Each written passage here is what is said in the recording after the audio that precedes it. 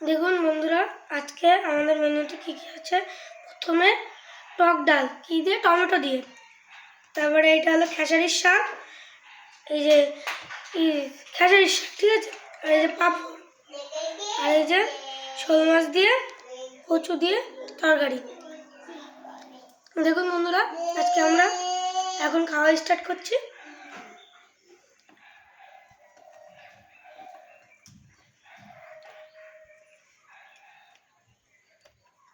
ভালো, খুব ভালো হয়েছে, খুব করে ভাতে যে পড়ে গেল ওই দিন। এবার টক ডাল দিয়ে আমরা খেয়েছি, কেমন হয়েছে?